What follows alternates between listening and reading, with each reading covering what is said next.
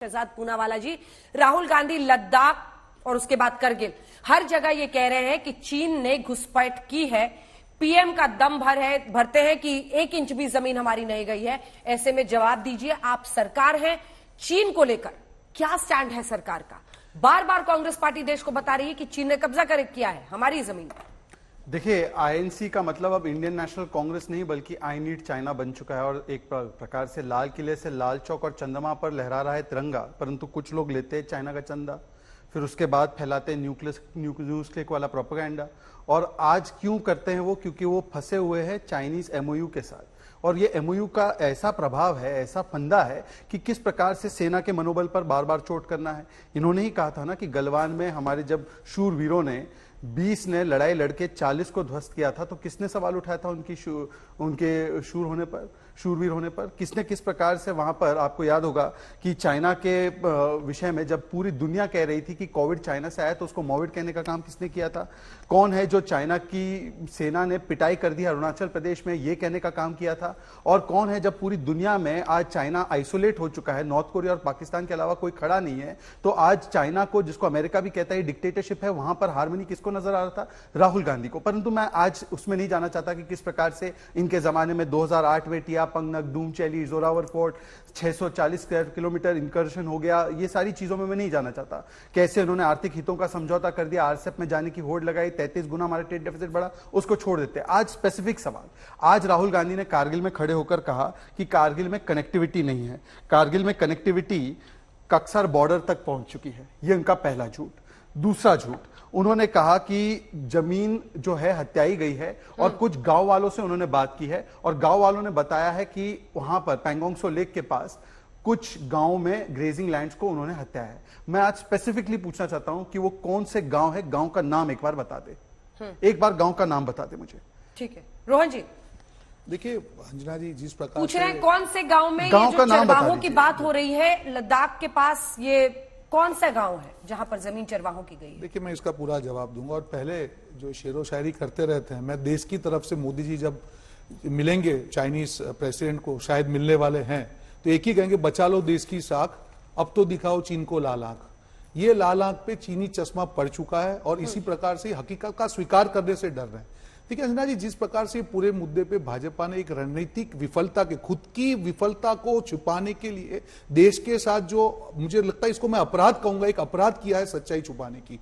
आज लोग, हम इतने दिनों से रिपोर्ट कर रही हो, अपनी रिपोर्ट दिखा रहे थे, मैं एक न्यूज़पेपर रिपोर्ट दिखा रहा हूं जिसमें कहा गया कि 65 में से 26 पेट्रोलिंग पॉइंट पे आज हमारा कब्जा नहीं रहा। ये न्यूज की रिपोर्ट है, मेरी रिपोर्ट नहीं है, ठीक है। और एक रिपोर्ट दिखा रहा हूं कि उत्तराखंड में भी चीन का किस प्रकार से बेस बाजू में बन रहा है।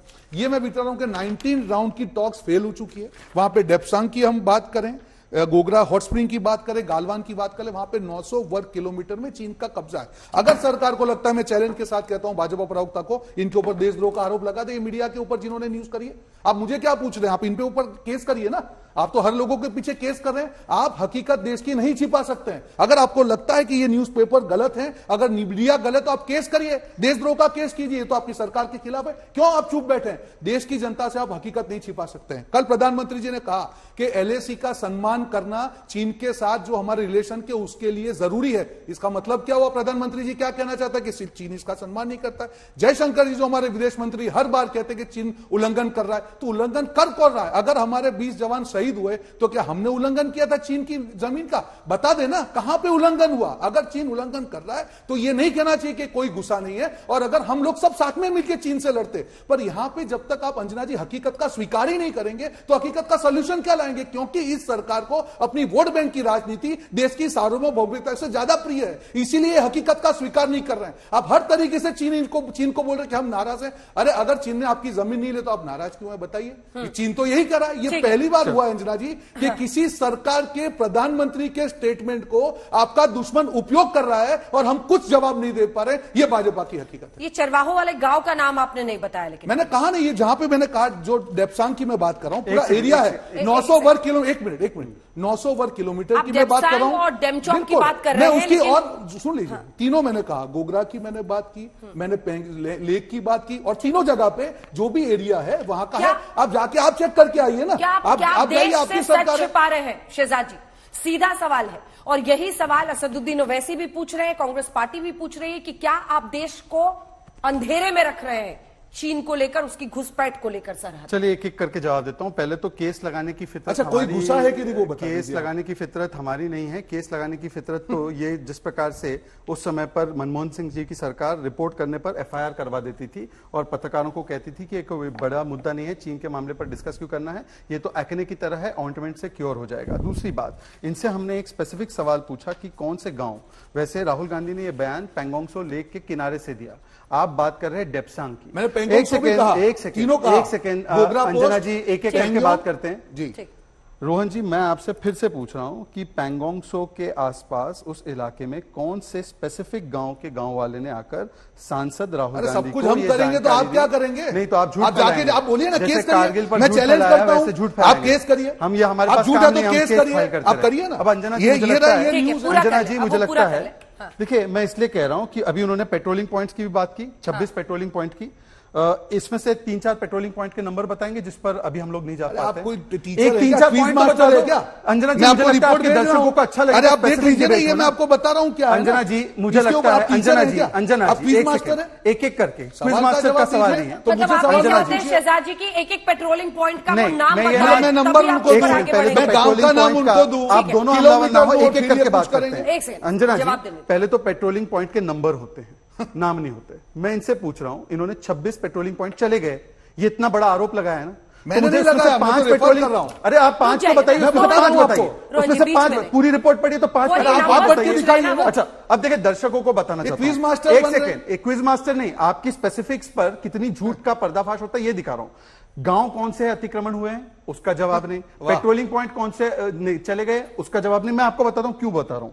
2013 की श्याम सरन की report, according to the paper Shyam Saran, India has lost its presence, patrolling point सुनिए, PP 5 to 17, 24 to 32, 37, 51, 52, 62. Some of these are not being patrolled, such as PP 5 to 9. Samarlungpa area north east, ये सारे पेट्रोलिंग पॉइंट कब हाथ से चले गए थे? 2014 से पहले। इसीलिए मैं उनको बोल रहा हूं नंबर बताइए, नहीं बताएंगे वो आपको, गांव के नाम बताइए, नहीं बताएंगे। इन्होंने कहा पूरा होने दीजिए, मैं आ रही हूं आपके पास। देखिए केस करने का सवाल नहीं है, किस चीज पर केस करें हम। केस तो उस चीज पर होना चाहिए कि जब 1951, 52 और 53 पर, क्योंकि ये नेहरू जी को हर चीज के लिए बधाई देते हैं ना, नेहरू जी की बधाई से ही इसरो कर पाया ना काम चांद पर। तो अब नेहरू जी ने जिस प्रकार से जब चीन युद्ध कर रहा था और हमला कर रहा था तिब्बत पर, उस समय पर पीएलए की आर्मी को किसने 3,500 टन चावल दिया? यह अपराध की श्रेणी में आता है। जब 1950 में नेहरू जी ने पत्र लिखकर विजयलक्ष्मी पंडित जी को कहा कि यूएनएससी सीट ऑफर तो हो रही है पर हमको इसमें कोई दिलचस्पी नहीं है, चीन बुरा मान जाएगा, और 55 में इस बात को कंफर्म करते हुए चीफ मिनिस्टर को लेटर लिखा, यह अपराध की श्रेणी में आता है। 62 में युद्ध करके 40,000 स्क्वायर किलोमीटर ले लिए, यह अतिक्रमण किया है चीन ने। टिया पंगट, डोम चैली, ये सारी चीजें आपके समय पर गई, ये अतिक्रमण किया है चीन ने, और आपके समय पर हुआ है मान्यवर। इसलिए आप बता नहीं पा रहे कि आज मैंने आपको पेट्रोलिंग पॉइंट पूछे, नहीं बता पाए, आपको मैंने गांव पूछे, आप नहीं बता पाए। परंतु मैं आपको और एक झूठ बताता हूं, कांग्रेस किस प्रकार से झूठ बोलती है। कांग्रेस का इनको पूछे, इन्होंने अभी बात की है कारगिल की। कारगिल के विषय में इनको तो शर्म आनी चाहिए कारगिल के विषय में बोलने के लिए। कारगिल का विजय दिवस इन्होंने 5 वर्ष तक मनाया नहीं, क्योंकि उन्होंने कहा कि ये एनडीए का युद्ध है, इसलिए हम इसको नहीं मनाएंगे। तो कारगिल के विषय पे, कारगिल में जाकर बात करने की तो राहुल गांधी को अनुमति भी नहीं होनी चाहिए। ठीक है। अच्छा, डेप्सांग और डेमचौक में क्या स्थिति है शहजाद पूनावाला जी? डेप्सांग में पहली बार अतिक्रमण हुआ है। अच्छा, मतलब इस बार हुआ है। एक सेकेंड, मतलब ये सारा का सारा ऐसे कांग्रेस पार्टी, बीच में मत बोलिए, ये सारा का सारा ऐसे कांग्रेस पार्टी। एक सेकेंड, कांग्रेस पार्टी का नहीं है। डेप्सांग, एक सेकेंड, 2013 में डेप्सांग घाटी में घुसपैठ की बात चीन ने कबूली। उस समय पर क्या रिस्पॉन्स था कांग्रेस पार्टी का? और उस समय पर, क्योंकि ये कहते हैं ना कि चीन के प्रेसिडेंट से मिल लिए, तो उस समय पर राष्ट्रपति के चीन के साथ जाकर जो G20 की मीटिंग थी उसमें मनमोहन सिंह शामिल हुए थे, तो उस समय कैसे ठीक था बता दीजिए रोहन जी। तो अपने लिए अलग पैमाना और दूसरों के लिए अलग पैमाना, ये कैसे होता है ये बता दीजिए।